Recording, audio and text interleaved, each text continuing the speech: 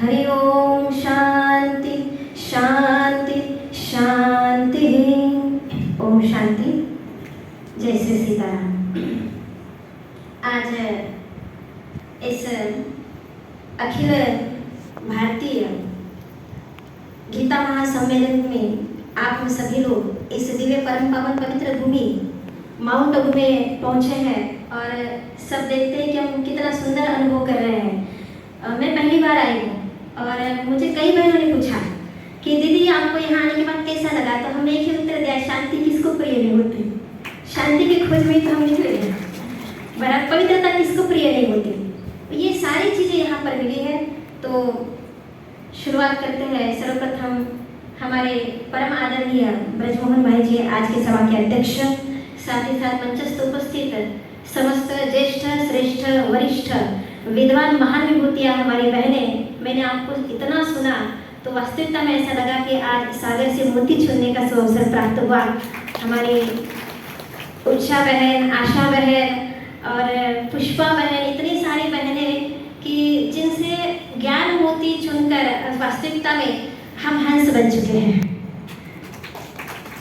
और इसलिए आप सबके चरणों में हम शत शत नमन करते हैं। और सामने उपस्थित हमारा साधु विद्वज्जन समाज, तपस्वी समाज, इनको भी हम कोटि कोटि प्रणाम नमन करते हैं।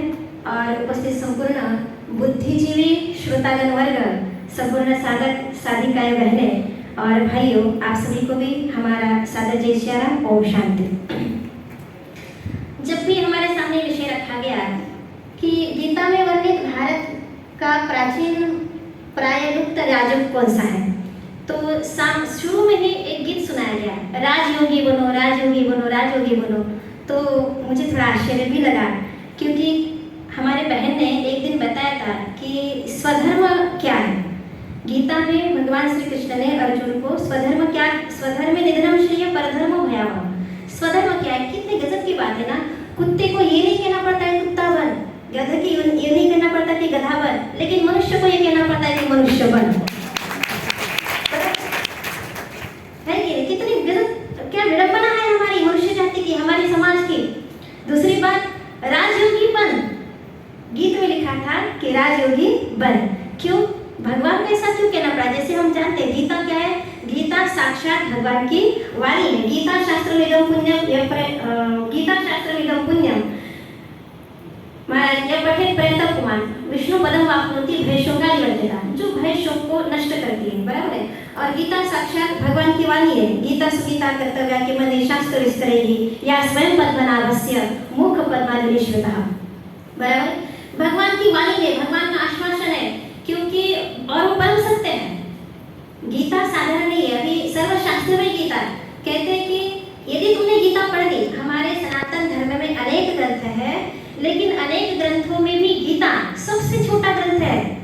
केवल उसमें 700 श्लोक 18 अध्याय, बराबर है, सबसे छोटा ग्रंथ है। लेकिन सबसे, जिसको कहा जाए कि बिंदु में सिंधु, बिंदु में सिंधु यदि समाया है तो भगवद गीता में समाया हुआ है। दिव्य ज्ञान का ये भंडार है। तो ये जो ग्रंथ है सर्वशास्त्र में गीता है, और इसको अनेक महान विभूतियों ने अपनाया। जैसे कि अभी बहन जी ने बताया था कि महात्मा गांधी कहते हैं कि जब जब मेरे जीवन में समस्या आती है तो मैं गीता माता के शरण में जाता हूँ। आपने आचार्य विनोबा भावे का नाम सुना होगा। वह भी गीता को, मैं एक बात कहूँ क्या, मेरे मन की बात, आज तक 2 दिन से मैं चर्चाएं सुनती आ रही हूँ कि गीता के विषय में बहुत वक्ताओं ने बहुत अच्छी अच्छी बात कही, लेकिन एक बात कहना भूल गए हम, जो मैं कहना चाहती हूँ अंतरात्मा से। सर्वप्रथम गीता हमारी माँ है। गीता माँ है। माँ क्या करती है? माँ की भूमिका समझेंगे ना आप गीता को समझ जाओगे, फिर आप मैं राजू को भी आपको समझाऊंगी। गीता माँ कैसे है? जैसे छोटा सा बालक होता है और उसने गंदगी की है, ठीक है, और गंदगी की है और उतने में उसके पिता आ गए और वो कहता है पप्पा पप्पा पप्पा, दोनों हाथ ऊपर उठाता है कि मुझे उठा लो। तो क्या कहते हैं? अरे बाजू हट जा, बाजू हट जा। कहते हैं पप्पा क्या कहते हैं? पिता कहते हैं बाजू हट जा, और माँ को कहते हैं इसको पहले साफ कर। फिर देखियो, पिता ही कह सकता है, लेकिन माँ क्या कहती है? आजा आजा मेरा सोना, मेरा लल्ला है ना। प्यार से उसको पास में लेती है, उसको साफ करती है, और साफ करने के बाद फिर कहती है लो ये है तुम्हारा बेटा, ये है तुम्हारा बराबर, ये तुम्हारा बाप है। तो गीता ये माँ है कि हमको परम पवित्र करके सीधा परम परमात्मा के गोद में जाके बिठा देता है। गीता हमको परम परमात्मा के गोद का अधिकारी बनाता है। ये गीता है, गीता की भूमिका हमको शुद्ध करना है। गीता ये बताती तू गंदा क्यों हो गया है, तुम्हारा ये स्वभाव नहीं है, तुम्हारा ये स्वधर्म म्हणजे काय, किसको कहते हैं, तुम्हारा धर्म ये नहीं, तुम्हारा धर्म क्या है, तुम कौन हो। मुझे बहुत अच्छा लगता है गीता का कि जब अर्जुन कहता है मैं नहीं लड़ूंगा, वे क्या हस्ता तक्षण परिदयते, गांडी में हस्ता तक्षण परिदयते, मेरे हाथ थर-थर कांप रहे, मैं लड़ नहीं पा रहा हूँ। तो भगवान इतना फटकारते, भगवान गुस्सा में होते हैं, कहते ये क्या मूर्खता की बातें कर रहे हो, क्लेम में नास्मगमं पार्थ नैतद् उपपद्यते शूद्रं हृदय दौर्बल्यं त्यक्तोत्तिष्ठ परं तप। ये हृदय की दुर्बलता को त्याग दो, तुम कौन हो, तुम ये कह रहे हो इसलिए नहीं तुम लड़ रहे हो, इसलिए तुम्हारा हाथ थर-थर कांप रहा है, इसलिए तुम धनुष नहीं उठा पा रहे हो, क्योंकि सबसे पहले मुझे पता चला है कि तुमको बाहरी शत्रु से ज्यादा तुमको अंदरूनी शत्रु को भी मारना है। तुमने अभी तक अंदरूनी शत्रु को नहीं मारा, इसलिए तुम्हारे ऊपर ये तुम्हारी परिस्थिति है। तुमको अंदरूनी शत्रु का विनाश करना है, तो भगवान को इतना कुछ बताना पड़ा कि तुम कौन थे, कि तुम्हारा कैसा पतन, मनुष्य का पतन कैसे होता है।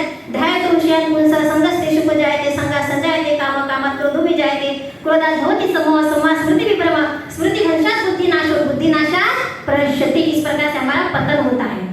और फिर उसका उत्थान कैसे किया जाए, बहुत अच्छा बात। तो भगवान कहते हैं अर्जुन तुम क्यों धनुष नहीं उठा पा रहे हो, क्योंकि तुम ये समझ रहे हो कि मेरे दादा नाना चाचा भाई चचेरे जो कुछ भी है, तुम इसको शरीर के संबंध से देख रहे हो, पर वास्तविकता में तुम हो कौन।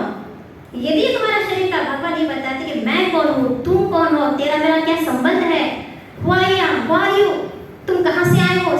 ये 3 प्रश्न हम मनुष्य जीवन में आए ना, बस इन्हीं की खोज करने के लिए आए हैं। नंबर 1 मैं कौन हूँ, नंबर 2 मैं किस लिए आया हूँ, और नंबर 3 मुझे कहाँ जाना है। तो सीधी सी बात है,